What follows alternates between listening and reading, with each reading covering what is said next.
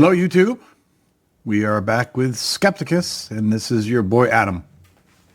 We are diving back into our Bible series here with Genesis.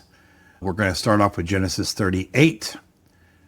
Just to get you up to speed, as a quick synopsis, in Genesis 37, we were introduced to Joseph and his Technicolor Dreamcoat and his selling into slavery by his oh-so-wonderful brothers, and then telling his father that he was dead and torn up by animals. So that is where we're at right now with our Bible verses and chapters, and we're going to dive right into chapter 38. This is titled Judah and Tamar. At that time, Judah left his brothers and went down to stay with a man of Adullam named Hira. There, Judah met the daughter of a Canaanite man named Shua. He married her and made love to her. She became pregnant and gave birth to a son who was named She conceived again and gave birth to a son and named him Onan. She gave birth to still another son and named him Shelah. It was at Kezib that she gave birth to him. So Judah is getting down with a Canaanite woman, which I have no problem with. I just think it's funny because everyone else before him was like, don't go with those Canaanite women. So at least Judah is not the bigot that everyone else is. Judah got a wife for his firstborn, and her name was Tamar. But Judah's firstborn, was wicked in the Lord's sight, so the Lord put him to death.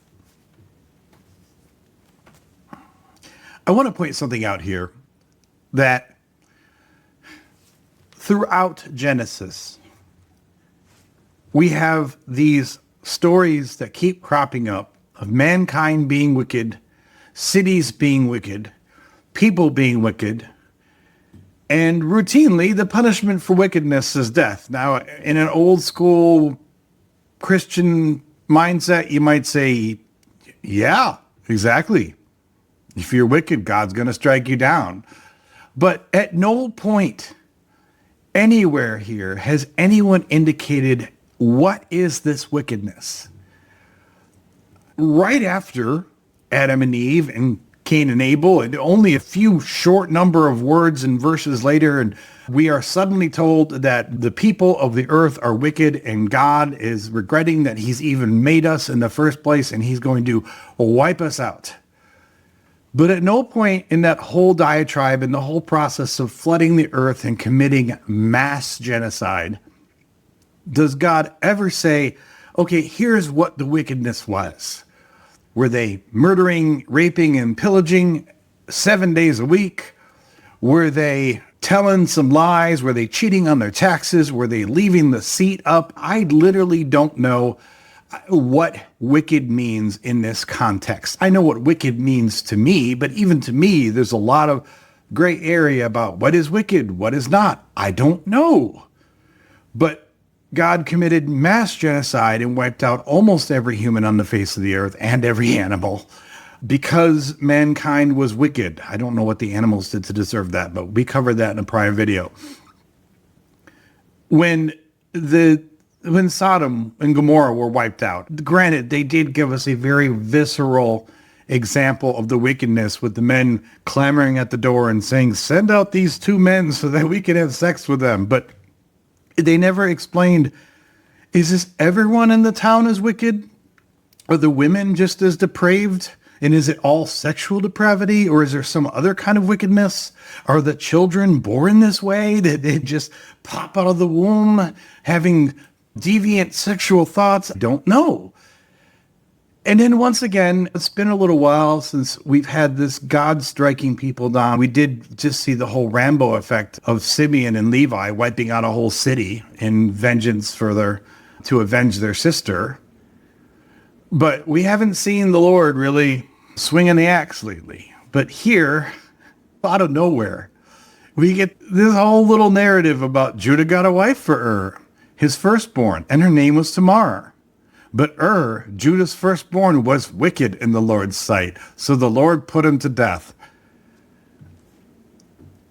Okay. At some point, and I know that as we keep reading this and you get into Exodus and all this, Lord will come down with the 10 Commandments. And then when we get into things like Deuteronomy and Numbers and Leviticus, they're going to have all kinds of laws for us then. They're going to go buck wild with the laws at that point. But so I guess you could just say, hold on. But I still think it's really strange and borderline irresponsible to put a narrative out like this and just be like, and was wicked in the Lord's sight, so the Lord put him to death. Maybe you don't care because it almost seems like a throwaway line, but I feel like this just feeds into the toxic narrative, which is that if God doesn't like it, it's bad. And if God loves it, it's good. And there is no other answer needed. We don't need any explanation. God said that was wicked, so is gone. Okay, fine. So then Judah said to Onan, sleep with your brother's wife and fulfill your duty to her as a brother-in-law to raise up offspring for your brother. First of all, ew, why is dad getting involved in this?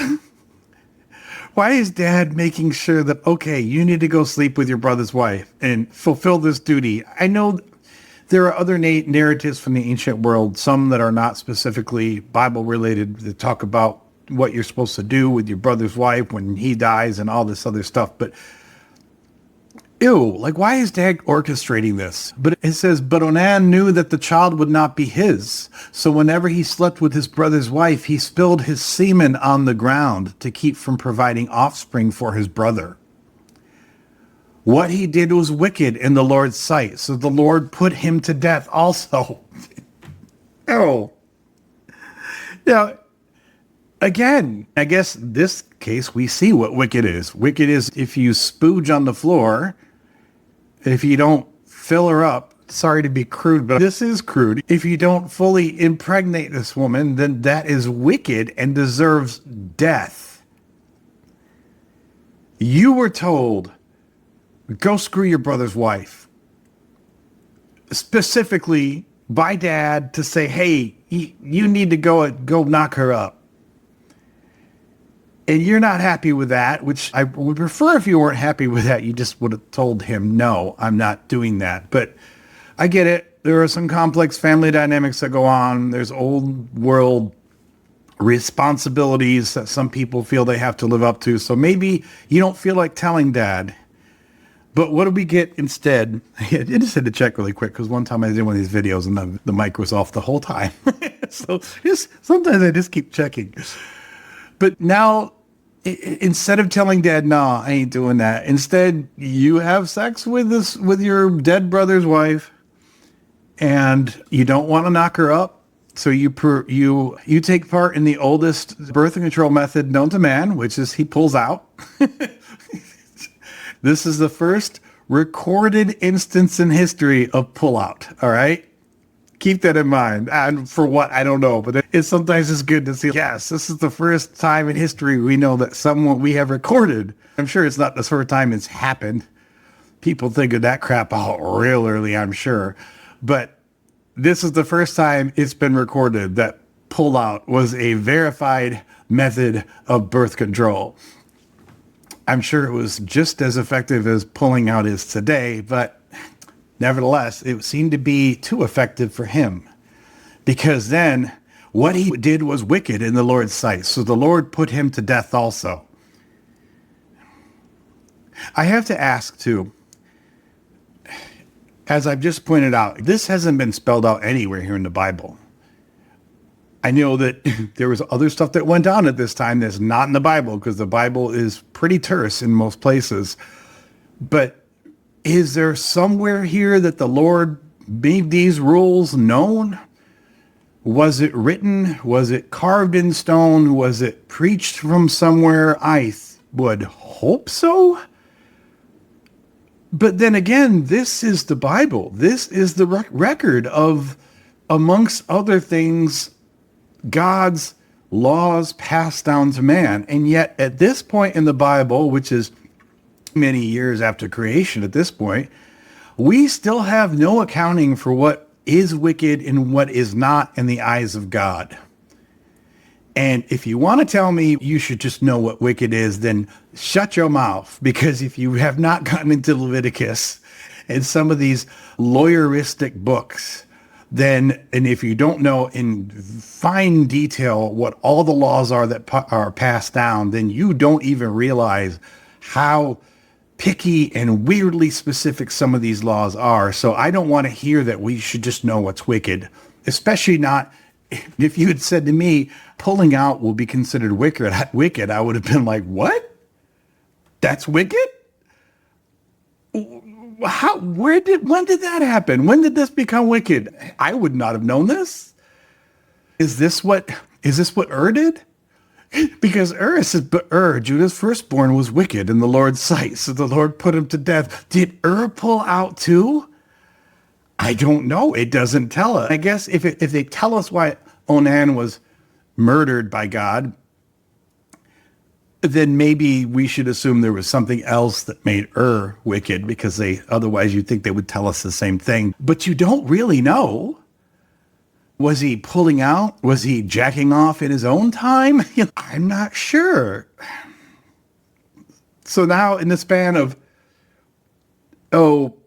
4 or 5 verses, we've had 2 successive people summarily put to death by God for wickedness. One wicked, we don't know exactly what it was. The other wicked was because the dude had the audacity to pull out. Okay. Judah then said to his daughter-in-law Tamar, live as a widow in your father's household until my son Shelah grows up. For he thought he may die too, just like his brothers. He said, don't give Shelah to her right now, because he might be immediately struck down by God too. So Tamar went to live in her father's household. After a long time, Judah's wife, the daughter of Shua, died. When Judah had recovered from his grief, he went up to Timnah, to the men who were shearing his sheep, and his friend Hirah, the Adullamite, went with him. When Tamar was told, your father-in-law is on his way to Timnah to shear his sheep, she took off her widow's clothes, covered herself with a veil to disguise herself, and then sat down at the entrance to Enaim, which is on the road to Timnah. For she saw that, though Shelah had now grown up, she had not been given to him as his wife. When Judah saw her, he thought she was a prostitute, for she had covered her face. Not realizing that she was his daughter-in-law, he went over to her by the roadside and said, come now, let me sleep with you. Okay, first of all, when did the covering of your face come to mean you're a prostitute? What? She's sitting by the side of the road she's covered her face, and Judah saw her and he thought she was a prostitute, for she had covered her face. Was that the custom at the time, that if you were a hoe, you put on a veil? Because nowadays it's like the opposite, right? Especially in the Middle East. It's, if she's showing her face, then she might be a prostitute. You have to be.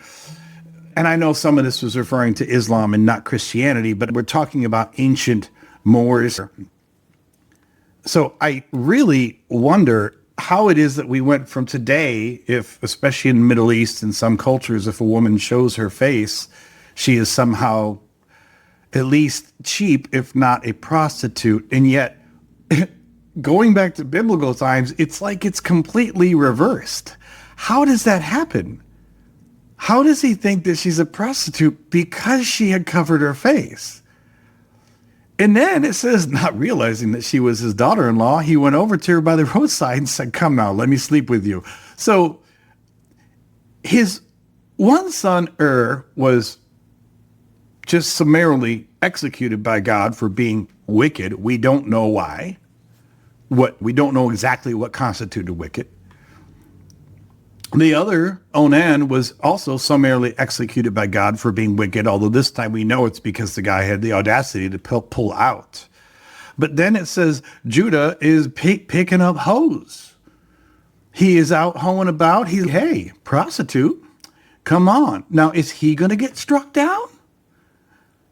I would not endorse this. I'm all about the hoes, but is he going to get struck down now? And if he does, shouldn't he have known better? Because everyone around him is getting struck down dead by God for being wicked. But let's see. And what will you give me to sleep with you? She asked.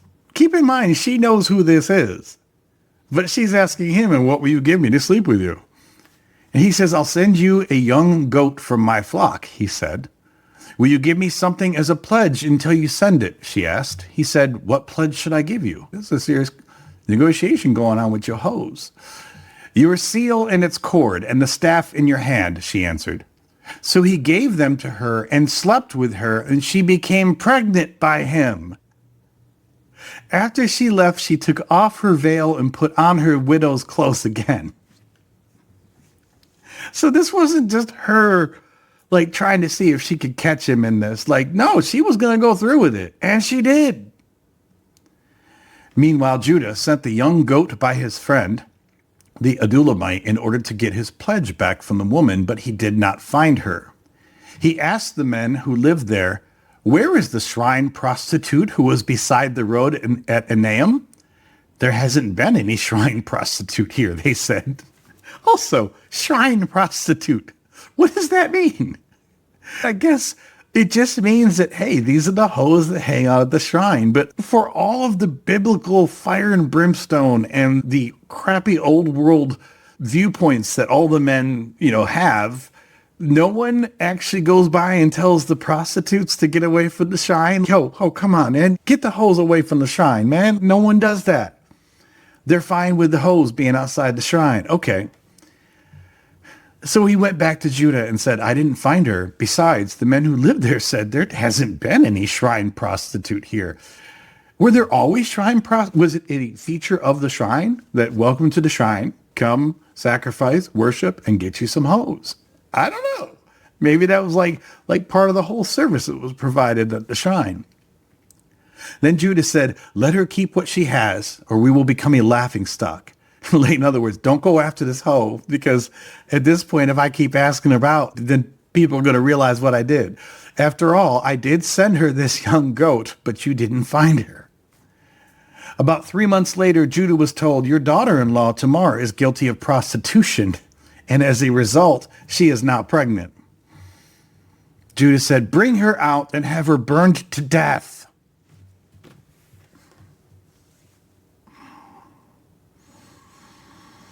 Okay, so soliciting hoes, that's not a problem. Don't worry about that. Oh, but she's a hoe? Oh, burn her to death. Okay. Yeah, that makes total sense. I get it now. Wow, this is great. I love the Bible. As she was being brought out, she sent a message to her father-in-law. I am pregnant by the man who owns these, she said. And she added, see if you recognize whose seal and cord and staff these are. Judah recognized him and said, she is more righteous than I, since I wouldn't give her to my son Shelah, and he did not sleep with her again. When the time came for her to give birth, there were twin boys in her womb. As she was giving birth, one of them put out his hand. So the midwife took a scarlet thread and tied it on his wrist and said, this one came out first, because we always have to make sure we know which one's first, so that we know which one to treat like a little prince and which one to treat like shit. Yeah. But when he drew back his hand, his brother came out, and she said, so this is how you have broken out. And he was named Perez. Then his brother, who had the scarlet thread on his wrist, came out, and he was named Zerah. There's just so much that's just jacked up about this. When he finds out that his daughter-in-law is guilty of prostitution. Yeah, you were the one to tell people to get burned to death because of prostitution. Wow. Never at any point, he does say at the end, she is more righteous than I. So I guess he's admitting, yeah, she's cool and I'm actually the one that's not cool. But that's it. No, oh, wow, I was going to kill you and murder you and have you burnt. Oops. No. That story is so messed up on so many levels. The fact that she knew she was sleeping with her father-in-law and that she didn't say, ooh, maybe I should tell him this is not what you think it is. And even the whole thing here where it says, about 3 months later, Judah was told, your daughter-in-law Tamar is guilty of prostitution. As a result, she is now pregnant. Now, did she actually become a hoe? Was she out all the time doing this? And if this is the case, I just want to point out that the woman was twice married, okay? Or at least once married and once had the brother-in-law who was supposed to come knock her up, and at least she'd be part of the household. I'm not saying that's good, but at least she'd be part of the household. And both times God came into these men and went, oh, no, you dead. You're wicked. You pulled out. And the other one's wicked for some reason. So he's killing everyone around her. So if she is hoeing about, I don't really know if I can. I'm not one to condemn sex workers anyway, but even if we wanted to accept that these are old school mores and biblical times and prostitution is bad, don't do it, fine. But why is she, even if she is a prostitute here, why is that, God? How did she come to being a prostitute, God? I wonder if your actions had anything to do with this, God. Okay. Let's go on to Genesis 39. Also, I'm going to say this really quick too, because I've read through this in advance. This is the story of Judah and Tamar. It's stuck in a weird way. It doesn't seem to have much to do with anything else. The last chapter before this, Genesis 37, was the introduction to Joseph and his abduction or selling into slavery, if you will, however you want to call that. The lying and telling his father that he's torn apart by wild animals, which is heartbreaking to think of his dad, although his dad was an asshole. And then we go to this whole thing about Judah and Tamar. And I think, okay, if you were reading for this for the first time, I would think, oh, maybe now we are going to be following the story of Judah and Tamar and this guy and his daughter-in-law and all this. And maybe Tamar becomes like a central figure in the story. No, not really. I don't think she's even mentioned again, at least in subsequent chapters. I don't know if her name ever even comes up in the Bible again. Which is fine. Everyone doesn't have to be a major character for the entire damn Bible. But then why did you tell us this story? To tell us don't pull out? To tell us that God is going to randomly murder people because he's just decided one day they're wicked, even though there's no definition yet of what wickedness even is in the Lord's eyes? To tell us that prostitution is not cool when a woman's prostituting, but as long as the dude wants to get some prostitutes, that's fine. What is it you're trying to tell us with this chapter? I don't know. I don't know if anyone knows. I don't know if the most devout Christian knows. I mean, I'm sure they have some excuse they made up. It's God's plan. It's God's will. God's will was that book was there. Oh, okay. Sure. But now we were going back to Joseph and Potiphar's wife. Remember, he was sold into slavery to Potiphar. Now, Joseph had been taken down to Egypt. Potiphar, Potiphar, an Egyptian who was one of Pharaoh's officials, the captain of the guard, brought him from the Ishmaelites who had taken him there. The Lord was with Joseph so that he prospered, and he lived in the house of his Egyptian master. When his master saw that the Lord was with him and that the Lord gave him success in everything he did, Joseph found favor in his eyes and became his attendant. Potiphar put him in charge of his household, and he entrusted to his care everything he owned. From the time he put him in charge of his household and of all that he owned, the Lord blessed the household of the Egyptian because of Joseph.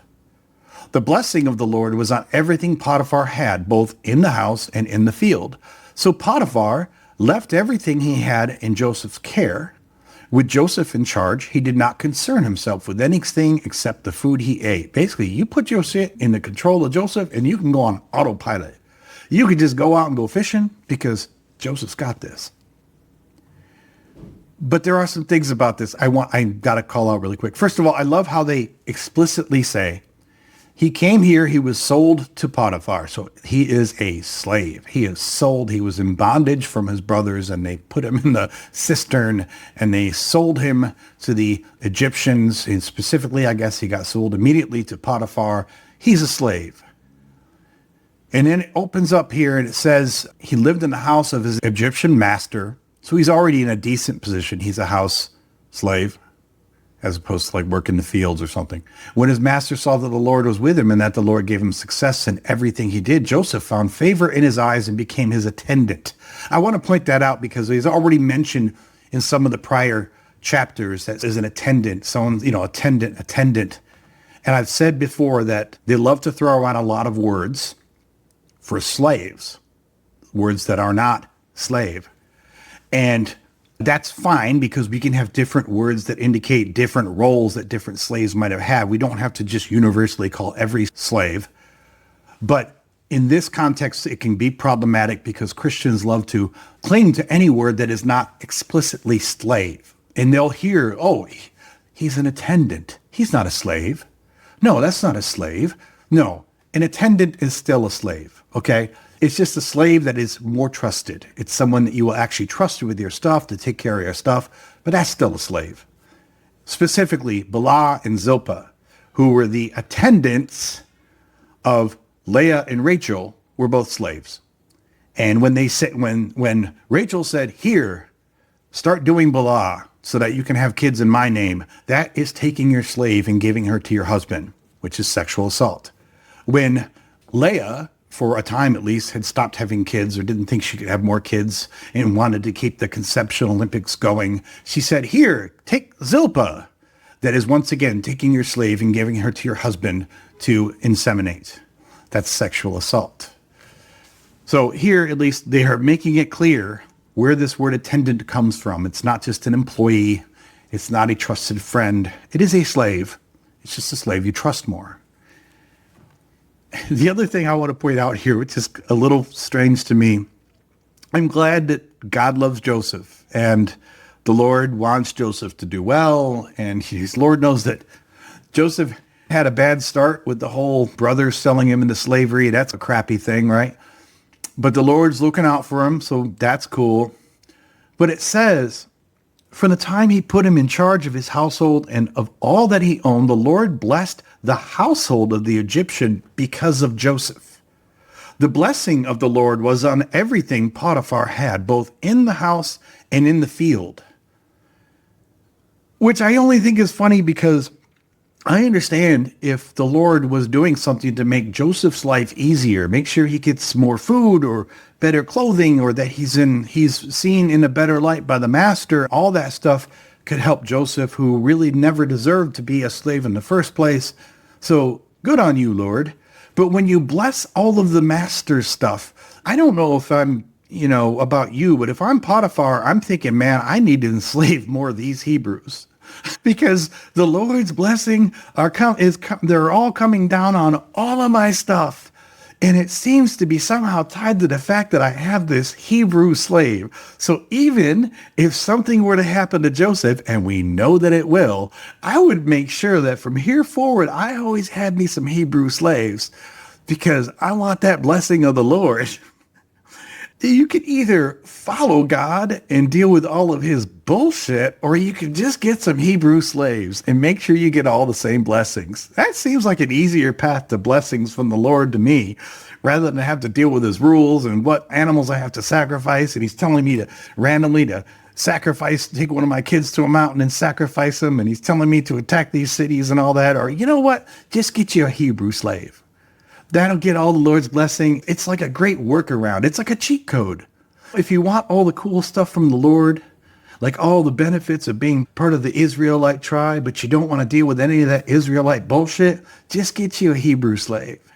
And then the Lord will send blessings upon you. That's a great cheat code. Now Joseph was well built and handsome. And after a while, his master's wife took notice of Joseph. Oh, yes, she did. And said, "Come to bed with me." But he refused. "You Sly fellow you. With me in charge, he told her. My master does not concern himself with anything in the house. Everything he owns he has entrusted to my care. No one is greater in this house than I am. That's a weird way to put that, but okay. My master has withheld nothing from me except you, because you are his wife. How then could I do such a wicked thing and sin against God? And though she spoke to Joseph day after day, he refused to go to bed with her or even be with her. One day he went into the house to attend to his duties, and none of the household servants were inside. She caught him by his cloak and said, "Come to bed with me. Come get some of this." But he left his cloak in her hand and ran out of the house. When she saw that he had left his cloak in her hand and had run out of the house, she called her household servants. "Look," she said to them, "this Hebrew has been brought to us to make sport of us. He came in here to sleep with me, but I screamed. When he heard me scream for help, he left his cloak beside me and ran out of the house." Those nasty, evil women, you can't trust them. Can't trust them. That's why you can't trust women. Nope. She kept his cloak beside her until his master came home. Then she told him this story. "That Hebrew slave you brought us came to me to make sport of me. But as soon as I screamed for help, he left his cloak beside me and ran out of the house." When his master heard the story, his wife told him, saying, "This is how your slave treated me." He burned with anger. Joseph's master took him and put him in prison, the place where the king's prisoners were confined. But while Joseph was there in prison, the Lord was with him. He showed him kindness and granted him favor in the eyes of the prison warden. Maybe the Lord could have been with him in making sure the master's wife just wasn't interested in him. That would have been a nice way for the Lord to be with him. No? Whatever. Okay. But the Lord's still with him somehow. So the warden put Joseph in charge of all those held in the prison, and he was made responsible for all that was done there. The warden paid no attention to anything under Joseph's care because the Lord was with Joseph and gave him success in whatever he did. Quick note on this. I'm just going to say, for the most part, we clearly know that this is being told to us in a way to understand that Joseph's getting screwed over again. He didn't deserve to be sold into slavery. He didn't deserve to be put into prison. None of this is his fault. He is rebuffing the advances of the master's wife, which by any normal Jewish or Christian tradition would sound like the right thing to do. And it is. Yay on him. He sounds like a moral and upstanding guy. I just have to point out that when she first comes on to him, she says, "Come to bed with me." But he refused. "With me in charge," he told her, "my master does not concern himself with anything in the house. Everything he owns he has entrusted to my care. No one is greater in this house than I am. My master has withheld nothing from me except you, because you are his wife. How then could I do such a wicked thing and sin against God?" Which is the right thing to say. I can't help but wonder if he wasn't treated well, if he hadn't already worked himself into a place of relative privilege for a slave in his master's house, then would he have had the same morals? There's nothing in the text to indicate that he would not have. But instead of just saying, "No, it is immoral and a sin against God for me to sleep with another man's wife, master or not," instead of taking that very simple but accurate moral ground, he muddies it up a little bit by saying, "Yeah, I've got all this stuff. I'm in a good position. Maybe if I wasn't so good, we could go out back for a little bit and have a little fun, but I don't want to endanger all this." The dude is unfairly enslaved anyway. There's no such thing as fair enslavement, but he was tragically enslaved anyway. So I'm not trying to persecute him for this choice of words. It's fine, but it's still not exactly the Christian superhero that some people would have you think it is. All right. But still, Joseph, doing well as he can, keeps getting kicked when he's down or kicked when he's up. I don't know. Although you could be really snarky and say, maybe this whole thing doesn't happen if you don't sit there and tell you all your older brothers. Jacob had 12 sons, okay? So he's telling all those older brothers, y'all going to bow down to me, mofos. I had dreams and y'all going to bow down to me.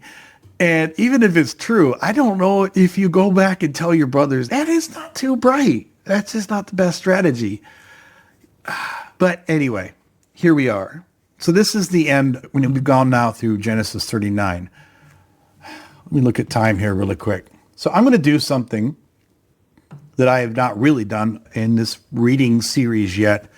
I have skimmed past the lineages because I just feel like it's a slog to get through them, and there's really not much to say about them. It's so-and-so begat so and lived in the land of so-and-so. And I don't think you'll enjoy hearing those any more than I would enjoy reading them.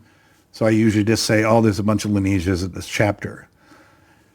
And you know that if you've followed along even a little bit up to this point, you know that the format is I read and I comment and I read and I comment. Sometimes I comment a lot. Sometimes I comment a little.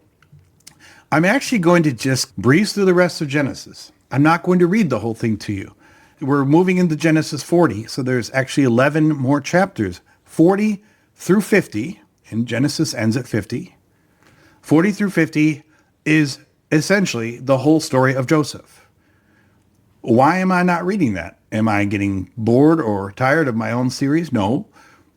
Am I just trying to get out of Genesis as fast as possible? Maybe. I don't know. But honestly, I read through this because I always read them first just to make sure. I've read these multiple times before, but I read them before the videos to make sure it's all familiar to me and in my head. And I have to tell you that the story of Joseph it's a story. It's interesting. You probably know it already. I'll just skim through the highlights just to make sure that, just in case you've never heard of this. Then he goes to the prison, and from the prison, there are other prisoners who have dreams. We've already seen that Joseph's all about his dreams, right? And the other prisoners have dreams, and he tells the prisoners what the dreams will mean. And although it takes a little while for this to come back and help him at all, at one point, a few years down the road, one of these prisoners who got freed and was back in the good graces of the Pharaoh says the Pharaoh has these dreams, and the prisoner or the ex-prisoner says, you know what? I know someone who can interpret that dream for you. So they go get Joseph. He interprets the Pharaoh's dreams. He predicts this 7 years of plenty that coming up, which will then be followed by 7 years of famine. And he basically becomes this warden of the entire state of Egypt, where he is managing the grain stores, and he is making sure that certain amount of the grain stores are brought back, held back, so for basically forcing them to save for a rainy day. And then when the famine comes, it still sounds like the famine was bad, okay? And if I read through all these chapters for you in detail, I would say that there were still some problems to be dealt with. But they get through the famine. But during the famine, other nations, other peoples from outside of Egypt are coming to buy grain because Egypt is the only place now that has grain, thanks to the actions of Joseph. And who comes to buy grain because they're under famine as well? The household of Jacob. And then Joseph ends up meeting his brothers again. He puts them through this long, convoluted thing. That's why there are so many chapters here, and it is by biblical standards, it's pretty verbose. He doesn't tell them at first. He sends them back to his dad with these weird stories, and they're not sure what's going on. And then he says, you have to leave someone here as a prisoner. And he really plays a lot of mind games with them for a little while before finally admitting, yo, I'm Joseph. And then you're like, oh my gosh. This is because he recognizes his brothers, but they don't recognize him. Not only is he far older, he's 30-some at the time when they meet him. And I think he was sold into slavery at 17. So he's at least 13, 14 years older. But of course, he's probably made up like an Egyptian head of state, not like the Pharaoh exactly. All the Egyptians, even if you weren't of Egyptian blood, they had specific dress, the attire and the makeup, the way the Egyptians did their eyes and such. So he's probably hard to recognize. And there was a whole thing that went back and forth with that. But there's really not much about it that made me say, what the hell? There were little things here and there. I will say, I'm only going to comment on one thing with regard to these remaining pieces of the story of Joseph. And Genesis goes right up to the death of Joseph. It's his meeting the Pharaoh, his getting them through the famine, becoming essentially, he is really Pharaoh's right-hand man. Pharaoh basically says, hey, you run the country, other than you're only second to me. So I'm sure he's rich and powerful and all this stuff. But I'm only going to bring up one thing here.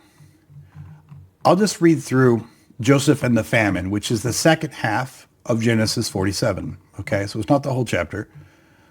There was no food, however, in the whole region because the famine was severe. Both Egypt and Canaan wasted away because of the famine. So even though he's held back grain stores, I mean, that still doesn't mean that they were free and clear. The famine is still a famine. Joseph collected all the money that was to be found in Egypt and Canaan in payment for the grain they were buying, and he brought it to Pharaoh's palace. When the money of the people of Egypt and Canaan was gone, all Egypt came to Joseph and said, "Give us food. Why should we die before our eyes? Our money is all gone." So let me be very clear on this. Even though Joseph had advised Pharaoh, and Pharaoh took the advice to say, hey, in the years of plenty, hold back a fifth of all this grain. And they kept it in these stores all around the country in local granaries.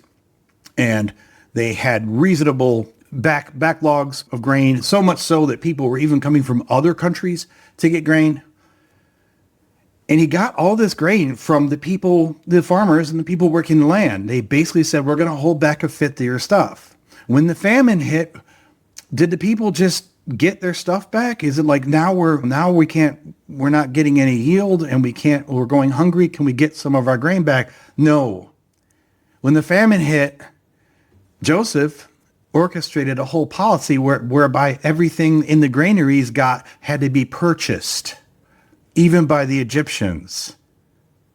So even though the Egyptians were the ones that did all the farming in the years of plenty, and they had all these yields, and they took a fifth of all this, and I'm sure that wasn't a choice. I'm sure it was a royal edict that you are going to put a fifth of all your stuff in these government supply stores. Then at that point, when the famine hit, and now people are desperate, they got to come back and buy back the grain.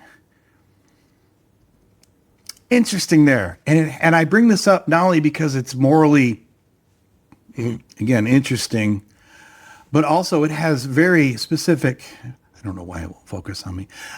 It has some very specific side effects here. And keep in mind that this was also the time when, after Joseph's brothers finally realized that Joseph is here and all this, and they all made amends, and he met his father Jacob again. Then Jacob and the rest of Joseph's brothers all went to live in Egypt, in Goshen, I believe it is. So they became naturalized Egyptians, and they were never considered Egyptians in terms of heritage. But he brings his family there, so this is why the Israelites are in Egypt in the first place, in the story. But it goes deeper than that, because Joseph is selling all this stuff back to the people, which is right away brings up kind of questions like, what? And I'm not saying he was pocketing all the money himself, although I'm sure he got rich. I'm sure he took his fair share, but most of his money is going to the Pharaoh and such. And these people are like, yo, we're out of money, but we're starving. So then Joseph says, then bring your livestock, said Joseph. I will sell you food in exchange for your livestock since your money is gone. So they brought their livestock to Joseph, and he gave them food in exchange for their horses, their sheep, and their goats, their cattle and donkeys, and he brought them through that year with food in exchange for all their livestock. Granted, it's keeping people alive. I can't get very mad at this, but you see where this is going? You're basically now draining all the people of their money after you've already forcefully held back a fifth of all their food for 7 years during the times of plenty. When that year was over, they came to him the following year and said, we cannot hide from our Lord the fact that since our money is gone and our livestock belongs to you, there is nothing left for our Lord except our bodies and our land. Why should we perish before your eyes, we and our land as well? Buy us and our land in exchange for food, and we with our land will be in bondage to Pharaoh. Give us seed so that we may live and not die, and that the land may not become desolate. So Joseph bought all the land in Egypt for Pharaoh. The Egyptians, one and all, sold their fields because the famine was too severe for them. The land became Pharaoh's, and Joseph reduced the people to servitude from one end of Egypt to another. I love that it literally has this line in there that Joseph reduced the people to servitude. However, he did not buy the land of the priests because they received a regular allotment from Pharaoh and had food enough from the allotment Pharaoh gave them. That is why they did not sell their land. But everyone else, he basically used this whole plan that he came up with during the times of plenty, not just to keep the country alive, but to convert the country, the population en masse, into servitude. Okay. Joseph said to the people, now that I have bought you, it's literally what it says, now that I have bought you and your land today for Pharaoh, here is seed for you so you can plant the ground. But when the crop comes in, give a fifth of it to Pharaoh. The other 4/5 you may keep as seed for the fields and as food for yourselves and your households and your children. Think about this for a second. Again, they had this 7 years of plenty, and thanks to the foresight of Joseph, reading Pharaoh's dreams, or God read the dreams through him, however you want to articulate that, they had the foreknowledge to know that, hey, we need to tell everyone that a fifth of your grain is going into these government stores. I'm sure they didn't buy the grain from people. I'm sure they just said, look, a fifth of the stuff now is going into government stores. So really, they, with no input from the people, they took the grain and a fifth of it and said, hey, this is getting held aside. It's ostensibly for their own good, but still. And now, when the famine hits and people are getting desperate as the famine is wearing on for 7 years, first they give you all their money, and at least they can eat that year. And then the next year they're out of money, so they say, fine, take all of our livestock, but at least we can eat. And then the next year they say, fine, have our land and we'll be slaves, but at least we won't die. And this is all to get the grain that came from them in the first place. Ew. But after they've sold themselves into bondage, that's what they did, because at a certain point you're so desperate. And I know that some apologists will be like, that was their own choice. It wasn't their choice. They were given a raw deal in the first place, and then at some point you'll do whatever you have to do to survive, even if it means making a deal with the devil, because that's what this is. This is like a deal with the devil right here. And then it says that they said, you have saved our lives. May we find favor in the eyes of our Lord. We will be in bondage to Pharaoh. Like, who says that? Yay, you saved our lives. We'll be in bondage to Pharaoh. No one said that. Come on. So Joseph established it as a law concerning land in Egypt, still in force today, which I don't know if that's true, but that a fifth of the produce belongs to Pharaoh. Even if the law is there today, it's not that it belongs to Pharaoh. It was only the land of the priests that did not become Pharaoh's. Now the Israelites settled in Egypt in the region of Goshen. Yes, those who coming from Jacob, who was otherwise known as Israel, and now they have become known as the Israelites. They have settled in Egypt in the region of Goshen. They acquired property there and were fruitful and increased greatly in number. Jacob lived in Egypt 17 years, and the years of his life were 147. Once again, they're calling him Jacob, even though he's also Israel. Never going to understand that. When the time drew near for Israel to die, he called for his son Joseph and said to him, if I have found favor in your eyes, put your hand under my thigh and promise that you will show me kindness and faithfulness. Remember, we've seen this before. I guess this is an ancient thing, and I probably shouldn't sit here and giggle like a school kid at it, but every time I read that, come here and put your hand under my thigh. What is that? Who makes oaths this way? By putting your hand under someone's thigh. But, okay, maybe this was a thing, I guess. Put your hand under my thigh and promise that you will show me kindness and faithfulness. Do not bury me in Egypt. But when I rest with my fathers, carry me out of Egypt and bury me where they are buried. I will do as you say, he said. Swear to me, he said. Then Joseph swore to him with his hand under his thigh. And Israel worshipped as he leaned on the top of his staff. So, on one hand, I will tell you that part of the reason I skipped this whole story of Joseph is because there's not a whole lot here for me to hold up as wonderful or to say is horrible. It's just the story of Joseph. It talks about him getting sold into slavery, fighting great favor with his first master, then wrongfully getting put into prison, finding great favor with the Pharaoh. and then having this plan for the famine and the years of plenty followed by the famine, and then reuniting with his brothers and blah, blah, blah. And it's, in some respects, you could even consider it to be heartening. Of course, he eventually reunites with his brothers and with his father, Jacob. Yay, that's all good. But let's also not forget that it was Joseph who put in place the whole plan that brought the Israelites to Egypt in the first place, and then ensured that the Israelites, along with everyone else, were in bondage. They were reduced to servitude. Those are the words of the Bible. And those weren't just the words of the Israelites. Those were the words of the Egyptians, saying, we are reduced to servitude. Because while it may seem great that he averted catastrophe with his plans for the famine, I don't know, like, how good is that? Basically, you have turned the entire social system and economy of Egypt on its ear. Before this, I'm sure they had slaves already, so don't get me wrong. It's not like Joseph brought slavery to Egypt. He came to Egypt because he was unfortunately sold into slavery by his brothers.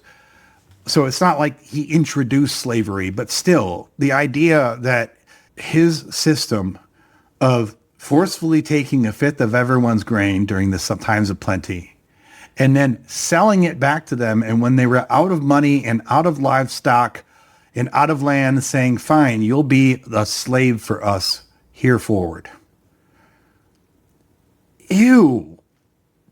That's not cool. I understand the state has coffers. They have to maintain a budget. Even in ancient times, kings did have to worry. Kings and pharaohs actually had to worry about how much money was coming in and out to some extent. And nations could go bankrupt. It happened. Not in the way that we think of bankruptcy in modern times, but some nations absolutely had bad money problems. So I'm not saying that they should have just administered all these stores of grain and then just handed it all back to the people for free. But to think that the result of this is that you've essentially taken a huge percentage of your population that was not previously enslaved, and now they are enslaved. And this was all administered by Joseph, one of the heroes of the Christian Bible. And of course, as we know, as we go next into Exodus, which will be the next video, that at some point this all becomes very problematic, doesn't it? And these slaves are not treated well, and God doesn't like the fact that his people aren't treated well. Ultimately, this comes down to Joseph, but ultimately it comes down to God. Because God was the one who made Joseph this one who could interpret these dreams, and he gave Pharaoh the dreams, but Pharaoh didn't know what to do with the dreams, so he called in Joseph. And the narrative makes it pretty clear that this is God's hand.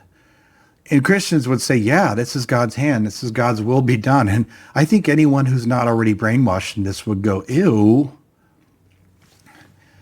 So before I end this video, we're going to do a quick synopsis, because we're, again, at the end of Genesis. I didn't read all the end of it, but like I said, it's the story of Joseph. But I just have to say, first of all, I have to say that this has been enlightening for me. I've read the Bible before, unlike a lot of Christians. Although I haven't really sat down and read it chapter by chapter, verse by verse, in quite a while. And even by my already cynical and skeptical standards, it's worse than I realized. It's worse than I remembered. I feel like every time I'm exposed to a lot of these things, it just gets worse. And it's not because I'm just becoming angrier and bitter, more bitter as I get older, although maybe that has something to do with it. But it's also because the further you get away from a focus, why won't you focus? The further you get away from this Christian brainwashing mindset, the harder it is to just by default see this stuff in a positive light. And the more the nastiness just screams at you. We start from the very beginning with God playing these disgusting games. He knows what humanity is. He made us. He plays this little game like, don't eat from the tree of the knowledge of good and evil. Of course they were going to eat from it. And then the whole fact that he doesn't want them to know the difference between good and evil, that's evil. That's gross. And then it's only a few chapters later that he's talking about killing everyone because they're wicked. But we have no definition of what God thinks is wicked, but they're wicked. And God, who supposedly, by some people's interpretation, is omnipotent, omnipresent, omniscient. Like, for an omnipotent God, he doesn't seem to have a lot of options when he doesn't like the behavior of people other than kill them all. That just seems, or maybe he doesn't want more options because he's just, hey, this is a great option. Kill him, kill him, kill him. Like, the Lord of the universe can't figure out a better way to deal with this?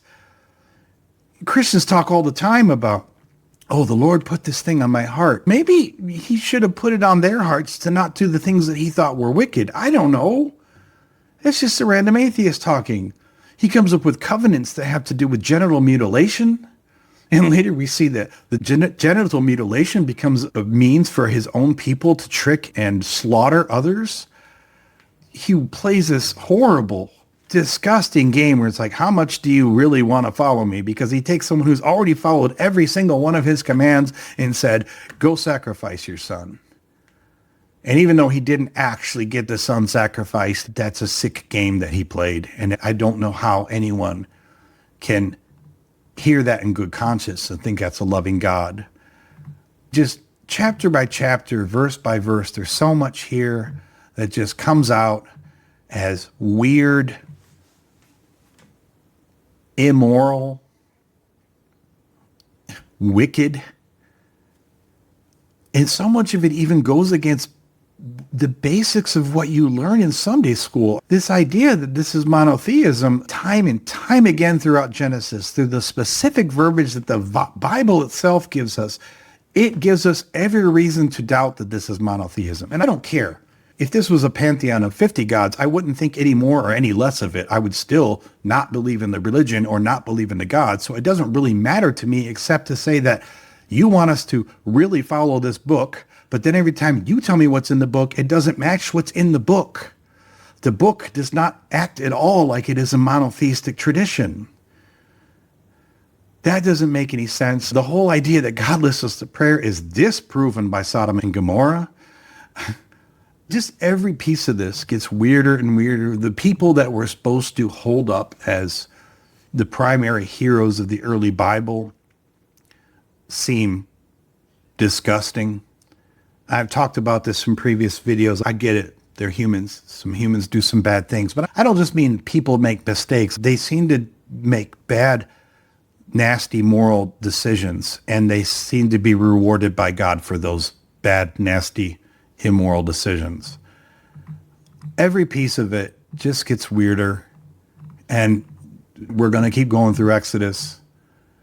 Like I said, the only story I got through that I really didn't just think this person is disgusting as hell was Joseph. Although even then, like I just went through, his idea of how to deal with the famine was basically to enslave a whole nation.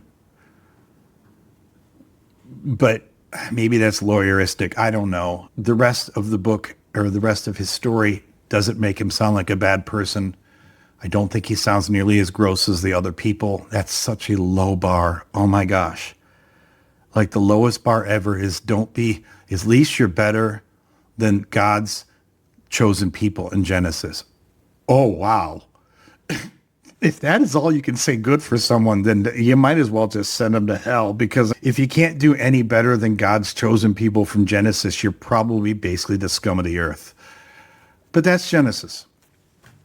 I hope this is providing some value for someone. I know it's providing a ton of value for me, and every time I see this now, I think to myself, these people that are parroting the Bible and clinging to it, I don't think they've read it recently. I don't think they've read the whole thing. I think that they sit there with their concordance and do little searches based on, what does God say about this? What does Jesus say about this? And they pick out verses here and there. They pick out little things like, whoa, this is what the Bible says about it. This is what the Bible says about that. But no, just read it. Sit down and read it. Or maybe you don't want to. Honestly, if you're a Christian, maybe you don't want to do that because you may not like what you find. I hope you wouldn't like what you find, honestly. Anyway, thank you for joining us. This is Skepticus. This series has been an atheist Bible study, an atheist reading the Bible. We've gotten through Genesis. Still a whole lot more to go, but we've gotten through Genesis. Whew. Okay. Thanks for joining us. This is Adam, and you've been watching Skepticus.